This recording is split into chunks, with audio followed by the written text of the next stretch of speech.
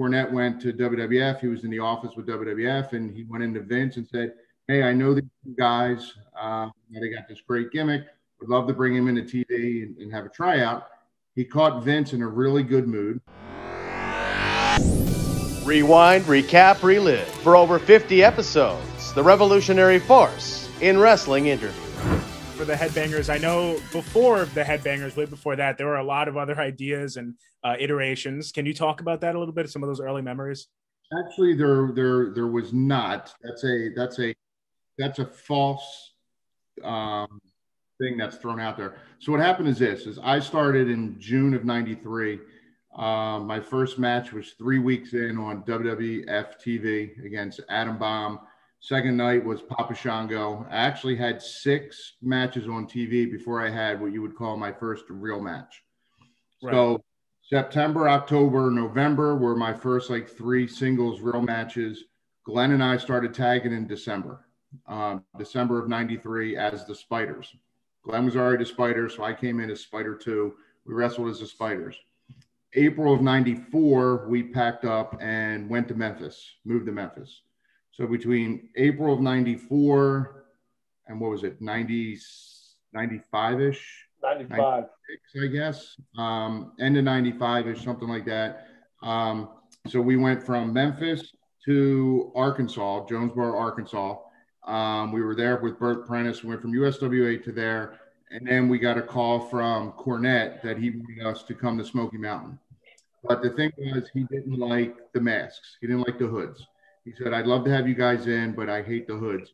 But he goes, I was at a Glenn Danzig concert. He goes, go figure that. These guys were they were weird. They were slam dancing. They were beating the shit out of each other. They were spitting on each other. They were wearing dresses. They had makeup on. He goes, it's the craziest thing I've ever seen. He kept thinking, there's a gimmick here somewhere. There's a gimmick. He goes, your guys' attitude, the way you talk, you're from the Northeast. He said, I think you guys could do something. So it's actually Cornette who came up with the gimmick, the idea, and the name. So we had that starting in Smoky Mountain. And then ended up shutting down. And then Cornette went to WWF. He was in the office with WWF, and he went into Vince and said, hey, I know these guys. They got this great gimmick. Would love to bring him into TV and have a tryout. He caught Vince in a really good mood. And Vince goes, tell me about them. He goes, well, you know who they are. They've been up here before, Chaz and Glenn. They've done jobs up here for a lot. He goes, they've been up here for fighters. And Vince was like, yeah, I know him. He goes, don't worry about a tryout. Just sign him to a part-time contract. So at that time, they were doing these part-time deals where they were bringing guys in, building them up to a certain level. And their whole job was to get the top talent over, but to make the matches look a little more competitive. So we actually had the Headbanger gimmick for a couple of years before we actually signed, maybe a year, I guess, before we actually signed with WWF. Once we got to WWF, that's when they started with the Sisters of Love, and they tried. Right, yeah. And they tried doing all those different things. And all that was at first was supposed to be, the Headbangers are so crazy. These guys are nuts. They don't care. They'll come out in different gimmicks, different ideas, and all this other stuff. So that's where all that came from. So, yeah, so we actually had that. There wasn't a lot. Again, it was me. Glenn wrestled as a Spider. I wrestled as myself. And then it was the Spiders, Headbangers, and then bam, WWF. That's quite the journey. And so how about all the skirts and the makeup and stuff? Like, how did you guys evolve it? Did it start out like that, like the first night that Cornette came up with it? What happened was we showed up at the first TV. We didn't know what to wear. We didn't know what to expect. We didn't know what our names were. We knew nothing. So we showed up. We were wearing shorts. I had work boots on. Glenn was wearing sneakers.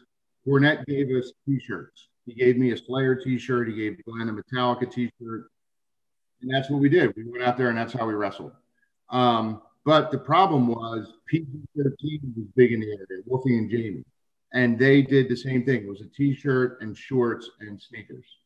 So I said, we got to come up with something. So we went to the thrift store. We were walking around, and I walked down the women's aisle. I grabbed the skirt and I put it on, and I came around the corner, and he was like, no. No. I go, we got to try it. So I convinced him to buy a skirt. We wore the skirts that night, and the heat we got, here we're in the Bible Belt of Tennessee from the crowd. Here comes 2 guys wearing skirts, heavy metal T-shirts, face paint on. the heat we got was unbelievable. So we went in the back after the match, and Cornette looked at us and he goes, "Where'd you get the skirts?" At the thrift store. He handed us each $20 and said, "Go buy more skirts. You now wear." And I'll tell you what, there's nothing more comfortable than wrestling in a skirt. So easy gear to put on for sure. That's it, man. Hey, our whole gimmick cost us about $27. Yeah. You guys are spending hundreds of dollars on your gear and stuff like that. We're going to Army and Navy stores and buying boots for $10, and then the thrift shop getting a skirt and a T-shirt for another $2. That's what I'm saying. I was going to say, I think our most expensive thing was our boots, which were like $10 at the used Army Navy store.